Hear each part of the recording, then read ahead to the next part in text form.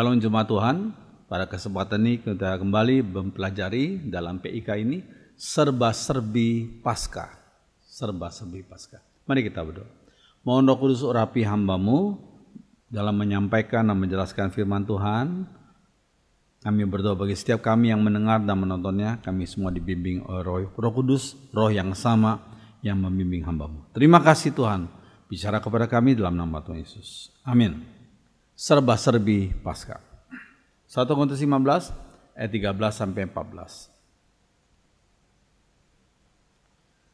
Dalam ayat itu dikatakan, kalau tidak ada kebangkitan orang mati, maka Kristus juga tidak dibangkitkan. Tetapi andai kata Kristus tidak dibangkitkan, maka sia-sialah pemberitaan kami, itu kata Paulus ya, dan sia-sialah juga kepercayaan kamu. Jadi kebangkitan Kristus itu sangat penting. Nah, kata Paskah itu dari bahasa Latin yaitu Pascha, P-A-S-C-H-A. Bahasa Yunaninya adalah Paskah. Ya. Bahasa Arabnya adalah Pascha. Bahasa Ibraninya adalah Pesa. Paskah adalah perayaan terpenting dalam tahun liturgi gerejawi. Penting, bahkan terpenting. Jemaat Kristen secara universal percaya bahwa Yesus itu disalibkan, mati, dikuburkan, dan pada hari ketiga bangkit dari antara orang mati. Itu jemaat Kristen yang sungguh-sungguh Kristen percaya pada hal yang sangat penting itu.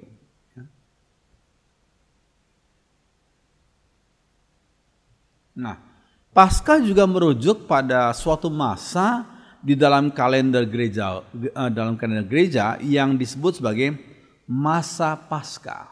Ada kata namanya masa Paskah, yaitu masa yang dirayakan selama 40 hari sejak Minggu Paskah hingga hari kenaikan Yesus. Namun sekarang masa tersebut diperpanjang hingga 50 hari, yaitu sampai dengan hari Pentakosta, yaitu hari ke-50 setelah Paskah, yakni hari turunnya Roh Kudus. Hari Paskah juga mengakhiri perayaan Prapaskah. Perayaan Prapaskah yang dimulai sejak 40 hari sebelum Kamis Putih, yaitu masa-masa berdoa, penyesalan, dan persiapan berkabung.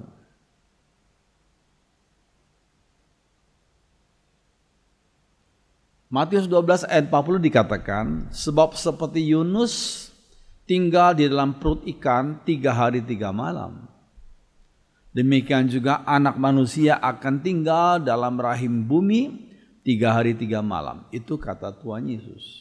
Anak manusia itu Yesus Kristus ya, akan tinggal dalam rahim bumi selama 3 hari 3 malam.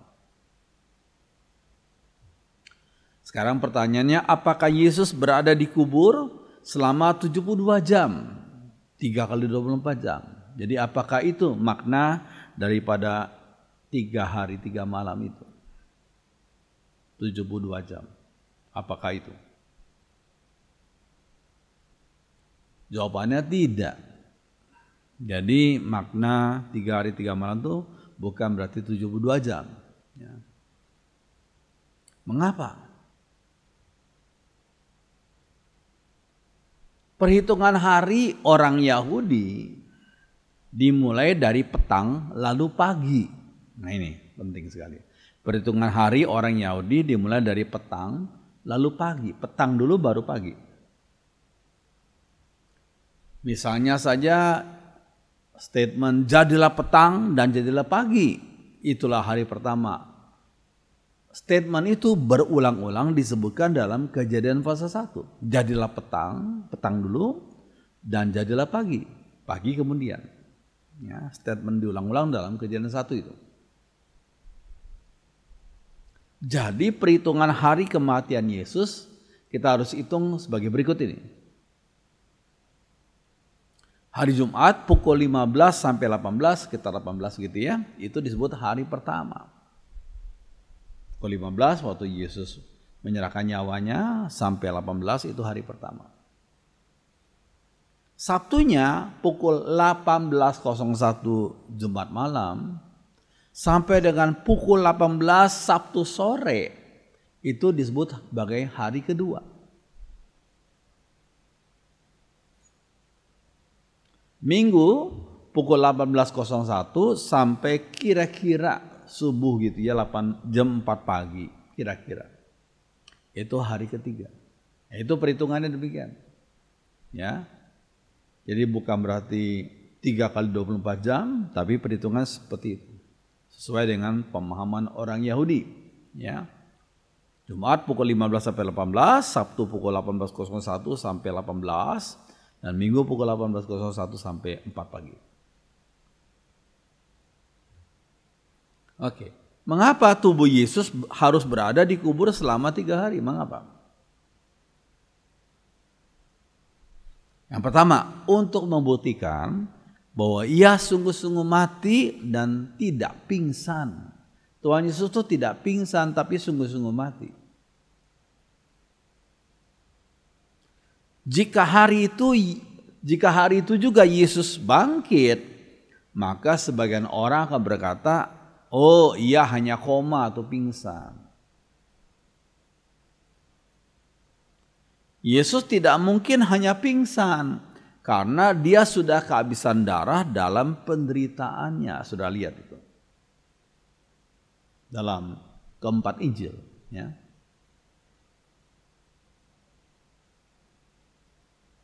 Mengapa tidak lebih dari 3 hari? Pertanyaan berikutnya. Mengapa tidak lebih dari 3 hari? Tidak lebih. Allah Bapa tidak izinkan tubuh Yesus mengalami kebusukan. Lihat Kisah Rasul 2 ayat 27. Sebab engkau tidak menyerahkan aku kepada dunia orang mati dan tidak membiarkan orang kudusmu melihat kebinasaan. Nah, itu dalam terjemahan kita ya. Tapi kita lihat bandingkan dengan terjemahan lain. The Lord won't leave me in the grave. Tuhan tidak meninggalkan aku dalam kuburan. I am His Holy One, karena aku adalah orang kudusnya. And He won't let my body decay. Dia tidak membiarkan tubuhku jadi busuk. Decay itu busuk. Ya. Pertanyaan berikutnya. Mengapa Yesus harus berada di kubur selama 3 hari? Yang kedua adalah untuk menggenapi nubuatnya sendiri. Karena Yesus mengontrol sejarah sehingga ia mampu menggenapi perkataannya sendiri. Sebab Yesus itu mengontrol sejarah. He is in His control. Ya, karena beliau mengontrol sejarah maka ia mampu menggenapi perkataannya sendiri.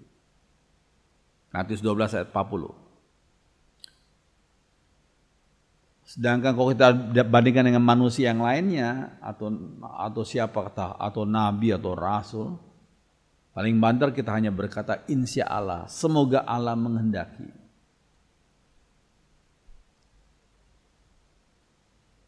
Tuhan Yesus berkata, sebab seperti Yunus tinggal dalam perut ikan 3 hari 3 malam, demikian juga anak manusia akan tinggal di dalam rahim ibu bumi selama 3 hari 3 malam.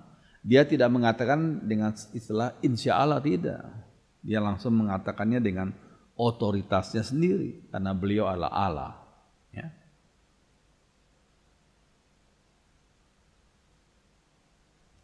Nah, kita harus paham. Kata kematian itu, kata itu maknanya perpisahan.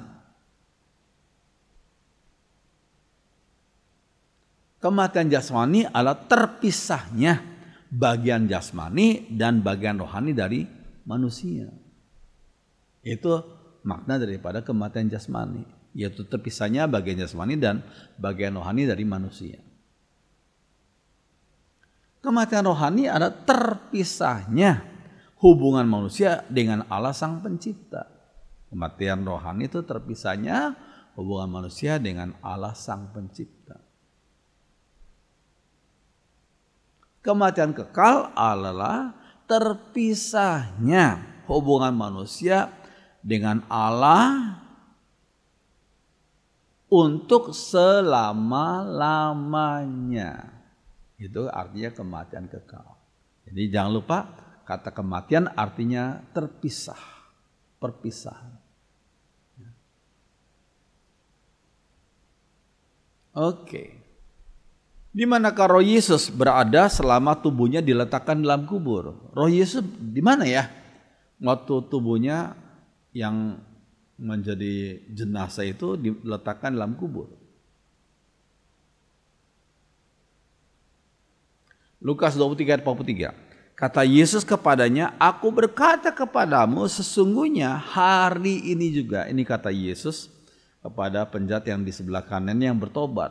Ya, aku berkata kepadamu sesungguhnya, nggak main-main, nggak bohong-bohong. Sesungguhnya hari ini juga, bukan besok. Hari ini juga engkau akan ada bersama-sama dengan aku dalam Firdaus. Kenapa? Karena penjahat itu bertobat sebelum dia mati disalib. Dia tuh bertobat. Maka Yesus berkata, aku berkata kepadamu, sesungguhnya hari ini juga, bukan besok, bukan lusa, engkau akan ada bersama-sama dengan aku dalam Firdaus.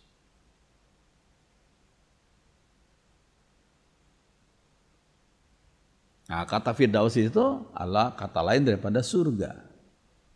Ya, kata lain daripada surga. Oke, 2 Korintus 12 ayat 2 dan 4. Itu kata Rasul Paulus ya. Aku tahu, kata Paulus, tentang seorang Kristen. Sebenarnya ini pengalamannya sendiri ya. 14 tahun yang lampau, kata Rasul Paulus, entah dalam tubuh aku tidak tahu, entah di luar tubuh aku tidak tahu. Allah yang mengetahuinya.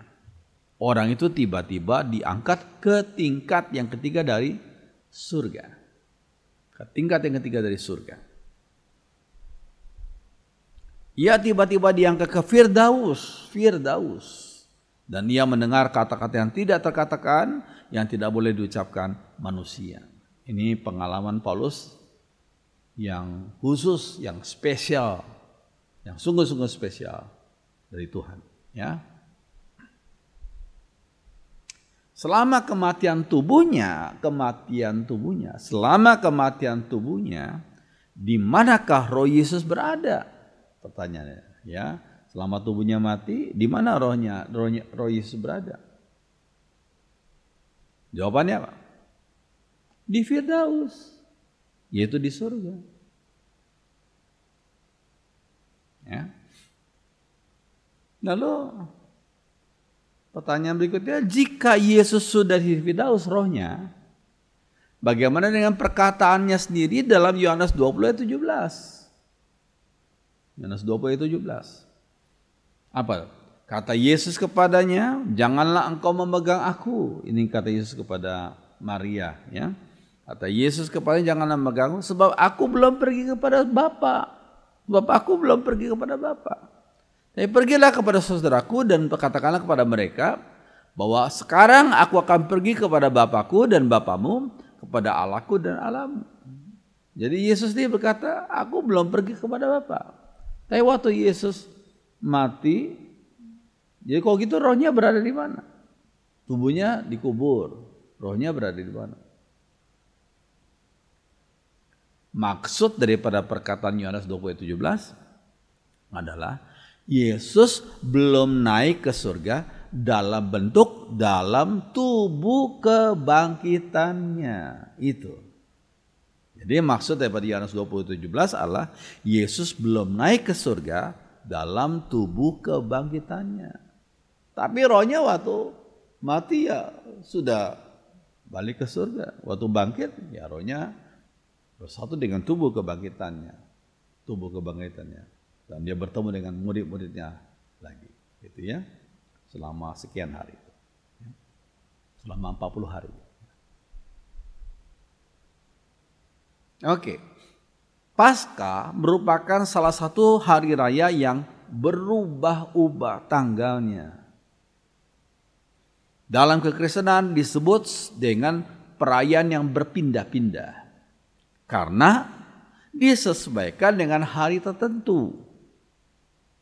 Dalam hal ini hari Minggu bukan tanggal tertentu di dalam kalender yang biasa dipakai. Jadi Paskah itu adalah satu hari raya yang berubah-ubah. Tidak seperti 25 Desember ya, hari Natal, selalu sama. Ya. Tapi kalau Paskah adalah hari raya yang berubah-ubah tanggalnya. Paskah biasanya dirayakan antara akhir bulan Maret hingga akhir April. Ini dalam kekristenan ritus Barat, atau awal April hingga awal Mei kekristenan ritus Timur, yaitu kekristenan ritus Timur itu awal Mei. Setiap tahunnya tergantung pada siklus bulan.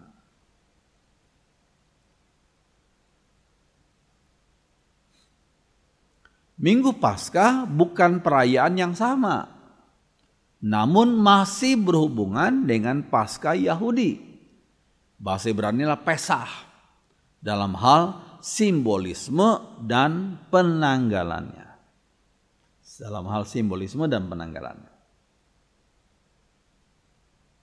Bahasa Indonesia tidak punya istilah yang berbeda untuk Pesah dalam bahasa Yahudi dan Paskah dalam Kristen. Ya. Oke. Ya. Banyak elemen budaya termasuk kelinci Paskah, telur Paskah, dan kartu Paskah yang telah menjadi bagian dari perayaan Paskah modern. Banyak elemen budaya.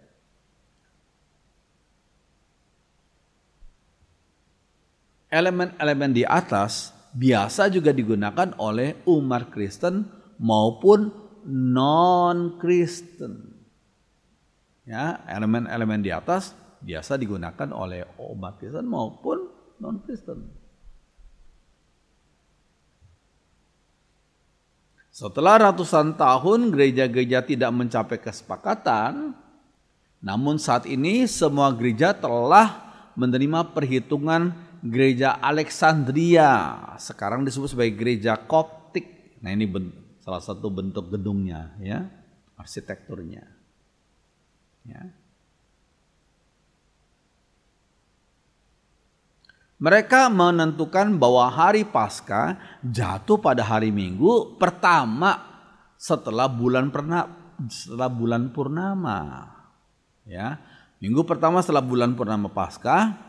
Ini bulan purnama pertama yang hari ke-14-nya. Bulan purnama gerejawi. Jatuh pada atau setelah 21 Maret itu.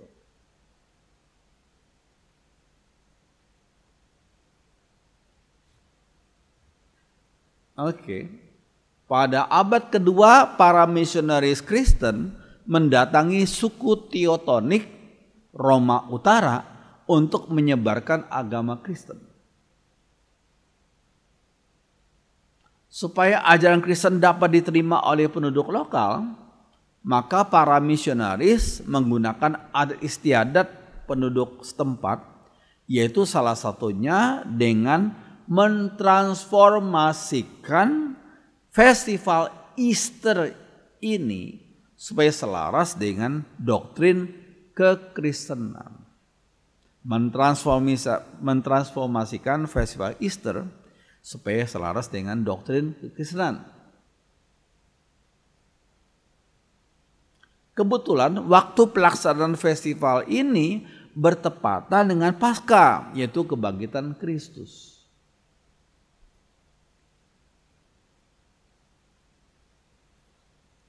Nah, ini kebetulan selanjutnya adalah telur Paskah. Orang Mesir dan Persia kuno memiliki tradisi menghias telur yang kemudian ditukarkan dengan temannya. Tradisi menghias telur ditukarkan dengan temannya. Bangsa Mesir menguburkan telur di dalam kuburan mereka. Sedangkan bangsa Yunani meletakkan telur di atas kuburan mereka.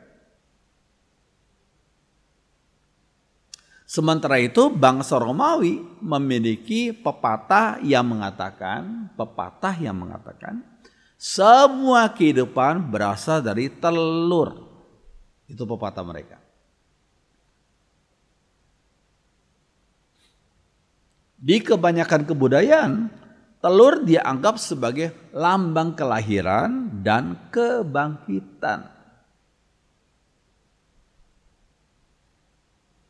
Inilah sebabnya pada saat gereja mulai merayakan kebangkitan Kristus pada abad kedua, telur menjadi simbol yang populer.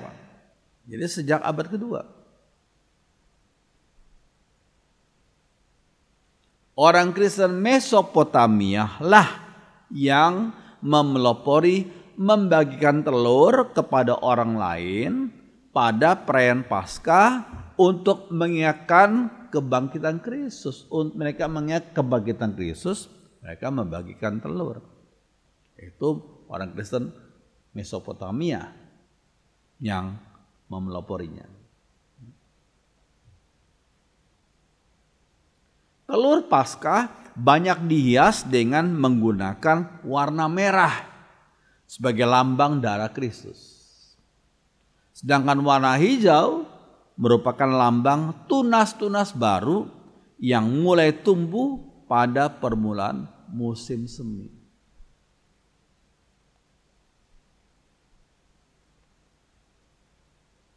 Telur Paskah berasal dari tradisi kesuburan kaum Indo-Eropa. Tradisi kesuburan.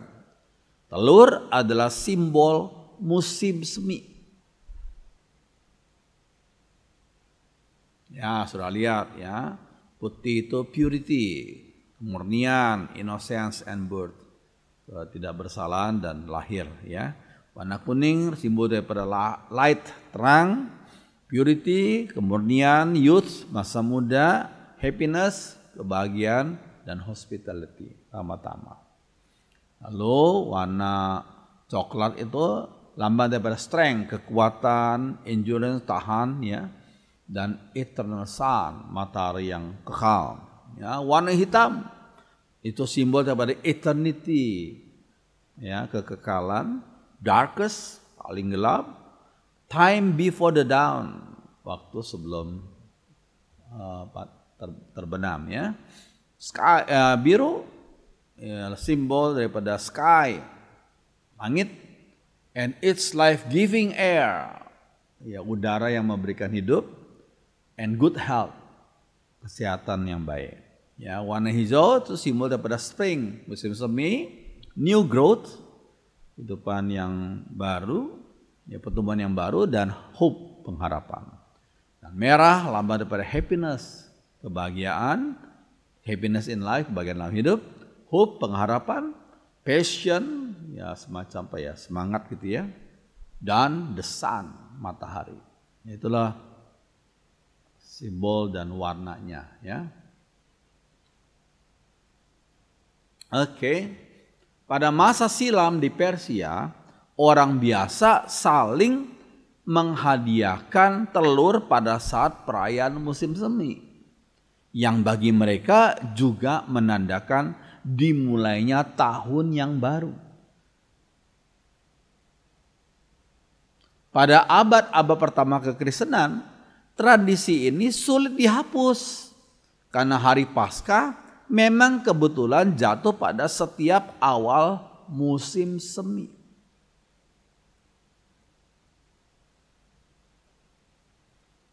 Membagi-bagikan telur pada hari Paskah akhirnya diterima oleh gereja selain untuk merayakan datangnya musim semi, juga karena telur menyimbolkan akan adanya kehidupan. Dalam kekristenan, telur mendapatkan makna religius, yaitu sebagai simbol makam batu di mana Yesus keluar menyongsong hidup baru melalui kebangkitannya.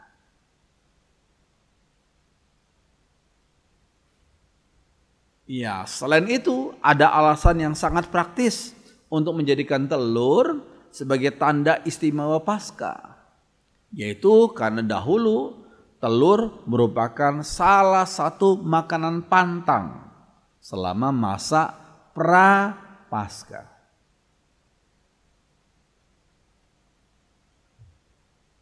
Umat Kristen sejak awal telah mewarnai telur-telur Paskah dengan warna-warna cerah, meminta berkat atasnya, menyantapnya, serta memberikannya kepada teman dan sahabat sebagai hadiah Paskah.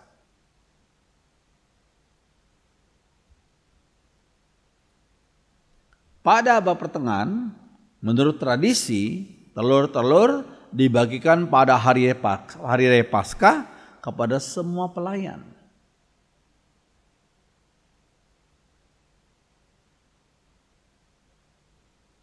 Nah, terdapat catatan bahwa Raja Edward I, seperti yang di dalam gambar yang sudah lihat itu, dari Inggris tahun 1307 memerintahkan agar 450 butir telur direbus menjelang Paskah, diberi warna atau dibungkus dengan daun keemasan yang kemudian akan dibagikannya kepada seluruh anggota keluarga kerajaan pada hari raya Paskah.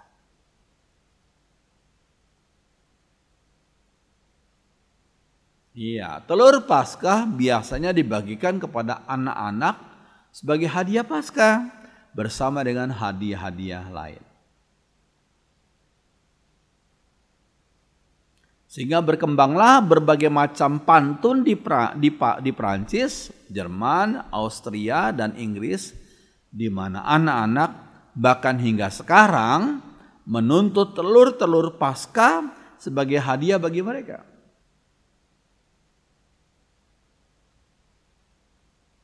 Ya, di beberapa daerah di Irlandia, anak-anak mengumpulkan telur angsa dan telur bebek sepanjang pekan suci untuk diberikan sebagai hadiah pada Minggu Paskah. Sebelumnya pada Minggu Palma, mereka membuat sarang-sarang kecil dari batu dan sepanjang pekan suci mereka mengumpulkan sebanyak mungkin telur, menyimpannya dalam sarang-sarang batu mereka yang tersembunyi.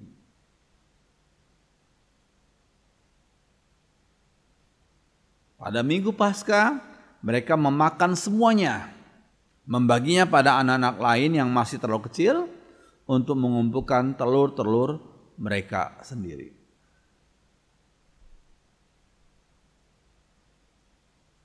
Orang-orang dewasa juga memberikan telur-telur sebagai hadiah di Irlandia. Jumlah telur yang akan dihadiahkan ditentukan menurut peribahasa kuno di kalangan rakyat Irlandia. Apa itu? Nah, 1 telur untuk pria sejati, 2 telur untuk pria terhormat, 3 telur untuk yang miskin, 4 telur untuk yang termiskin atau pengemis, jadi pengemis. Ya. Di kebanyakan negara telur-telur diberi warna polos yang dengan pewarna dari tumbuhan, diberi warna. Ya. Di kalangan orang Kasdim, Surya dan Yunani, umat saling menghadiahkan telur-telur berwarna merah demi mengenang darah Kristus. Di daerah-daerah di Jerman dan Austria, hanya telur-telur berwarna hijau saja yang digunakan pada hari Kamis Putih. Tapi telur-telur yang berwarna-warni digunakan pada perayaan Paskah.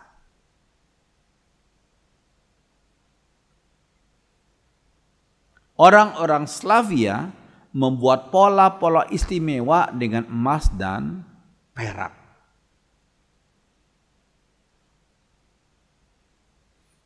Di Jerman dan di beberapa negara Eropa Tengah, telur-telur yang digunakan untuk memasak hidangan Paskah tidak dipecahkan, tetapi ditusuk dengan jarum di kedua ujungnya.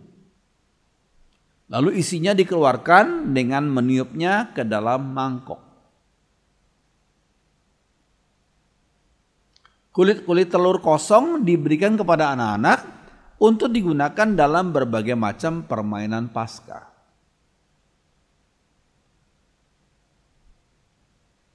Di beberapa daerah di Jerman, kulit-kulit telur kosong digantungkan pada semak-semak dan pohon sepanjang pekan Paskah, mirip pohon Natal.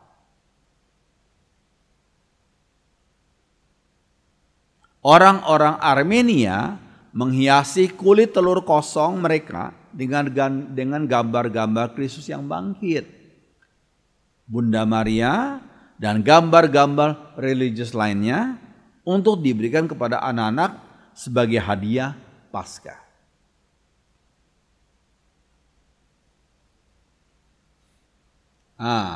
Sebagian orang percaya bahwa Paskah yang dalam bahasa Inggris dikenal dengan kata Easter sama dengan Eostre, yakni suatu dewi musim semi dan fertilitas. Seperti gambar yang sudah lihat. Eostre. Dewi ini memiliki seekor hare namanya. Sejenis kelinci yang menjadi simbol Easter. Karena merupakan hewan yang mampu berkembang biak dengan cepat dan banyak. Kelinci juga kabarnya dibawa oleh negara Eropa yang digelar pada musim semi. Simbol ini kembali lagi pada kisah Dewi Eostre itu.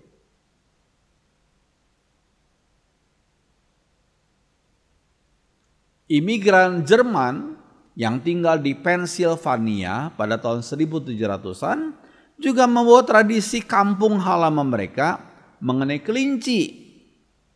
Penyimpanan telur yang disebut Osterhase atau Osterhaus.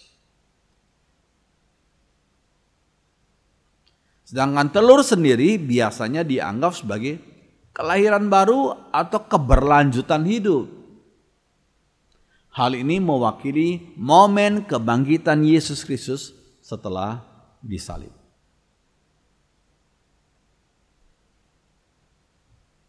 Namun sebagian lainnya percaya bahwa telur Paskah berarti makam Yesus yang kosong.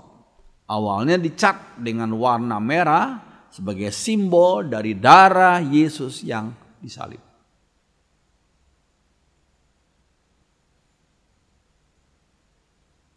Kelinci Paskah tidak pernah memiliki makna religius. Kelinci Paskah tidak pernah memiliki makna religius. Tapi figur ini cukup populer di kalangan anak-anak sama seperti figur Sinterklaas. Tokoh ini digambarkan membawa hadiah, telur-telur dan permen yang dibagikan untuk anak-anak. Kelinci Paskah berasal dari tradisi kesuburan. Tradisi kesuburan masyarakat sebelum masa Kristiani. Kelinci dipercaya sebagai binatang paling subur karena memiliki banyak anak. Oleh karena itulah, kelinci digunakan sebagai simbol kehidupan baru yang melimpah pada masa musim semi. Simbol.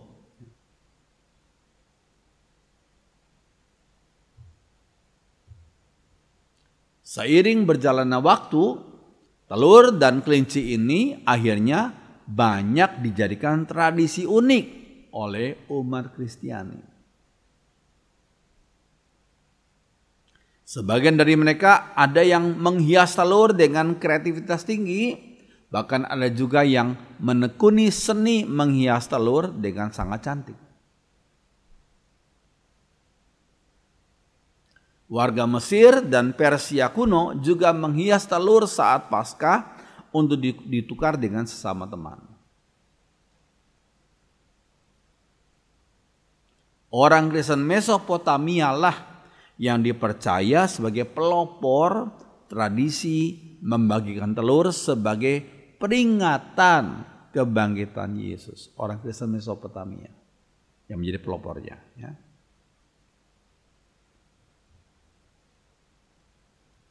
Amin. Biarlah serba-serbi tentang Paskah ini menjadi berkat pengetahuan bagi kita semua. Selain iman kepada kematian kebangkitan Yesus, sungguh-sungguh yang percaya pada kematian kebangkitan Yesus diberikan penebusan oleh karena kasih Tuhan. Mari kita berdoa. Kami bersyukur untuk segala anugerah Tuhan. Terima kasih Tuhan, orang-orang Kristen di seluruh dunia dalam persiapan untuk mengingat akan kasih Yesus yang rela mati di salib dan 3 hari kemudian bangkit dan memberikan kemenangan. Roh Kudus tolong kami, apa yang hamba-Mu sudah sampaikan, biarlah Tuhan tolong perlengkapi. Terima kasih, terima kasih. Dengarkan doa kami dalam nama Tuhan Yesus. Haleluya. Amin.